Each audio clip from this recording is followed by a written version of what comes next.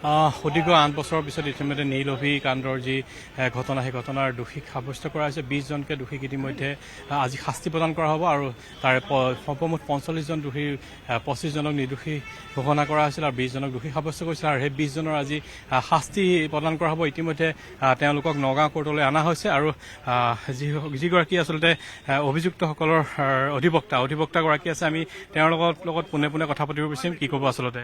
গতিকে আমি আজি এই কেছত যে এইটোত যেহেতু অলৰেডি কোৰ্টে ডিচাইড কৰিছে 302 ধাৰাত হৈছে প্ৰতিপন্ন হোৱা বুলি আমাৰ মতে হোৱা নাই। আমি অলপ ডিফাৰেণ্ট ভিউ এটা লৈছোঁ যে গতিকে আজি আমি এইটোৱে আৰ্গুমেণ্ট কৰিম এই কেছটোত কোনো কাৰণত 302 যদিও কোৰ্টে তেওঁলোকক দোষী সাব্যস্ত পাইছে গতিকে ইয়াত মৃত্যুদণ্ড দিয়াৰ কোনো স্ক'প নাই। কাৰণ কিয় ধৰক এই এগ্ৰাভেটিভ ফৰ্ম বুলিতো আপোনালোকে জানে যে এইটো ৰেয়াৰ অফ দ্য ৰেয়াৰেষ্ট হ'ব লাগিব।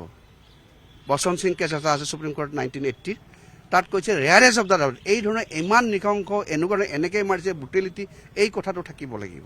আৰু এই কেছটো যিহেতু এওঁলোকে যদিও তাত এটা আনলফুল এছেম্বলি ফৰ্ম কৰিছিল কিন্তু এওঁলোকৰ উদ্দেশ্যটো কিলিংটো নাছিল মৃত্যুদণ্ড। তেওঁলোকে এটা কিবা শাৰীৰিকভাৱে অপদস্থ কৰা বাধা দিয়া বা এটা ভয় দেখুওৱা এনেকুৱা আছিল।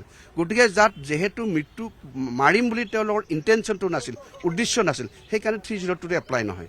গতিকে যিহেতু মানুহজন মৰিছে যদি এওঁলোকৰ হাতৰ বা এওঁলোকৰ যদি শাৰীৰিক অত্যাচাৰৰ কাৰণে মৰিছে তাৰ কাৰণে 304 পাৰ্ট 2 এপ্লাই হয় আৰু তেতিয়াহ'লে 10 বছৰ কাৰাদণ্ড হ'ব পাৰে মেক্সিমাম মিনিমাম 5 years 302 পাৰ্ট 2। গতিকে আমাৰ সেইটো আৰ্গুমেণ্ট আমি কৰিছিলোঁ কোৰ্টে আমাৰ সেই আৰ্গুমেণ্টটো নাকচ কৰিছে আৰু কোৰ্টে 302 এওঁলোকক দোষী সাব্যস্ত কৰিছে। গতিকে আমাৰ আৰ্গুমেণ্টটো হ'ব আজি যে ইয়াত কোনো ধৰণৰ মৃত্যুদণ্ড দিব নোৱাৰে দিলে যাৱজ্জীৱন কাৰাদণ্ড আৰু এই হেৰিটো আমি গুৱাহাটী হাইকোৰ্টৰ উচ্চ ন্যায়ালয়ত আমি এপিল হিচাপে দ্বাৰস্থ হ'ম। আজি শাস্তি ঘোষণা হ'বনে? আজি শাস্তি নহয় আজি সেইটোত মানে 302 কি পানিছমেণ্ট দিব 302 সিদ্ধান্ত ল'লে যে এওঁলোকে যি ঘটনাটো কৰিছে 302 আণ্ডাৰত এওঁলোকক শাস্তি প্ৰদান কৰিব পাৰে এনেকুৱা এটা সিদ্ধান্ত লৈছে। আপুনি বিচৰা বাতৰি পাব কেৱল নিউজ 18 এপত। নিউজ 18 এপ ডাউনলোড কৰিবলৈ স্কেন কৰক এই QR কোড। গুগল প্লে ষ্টৰতো পাব এই নিউজ 18 এপ।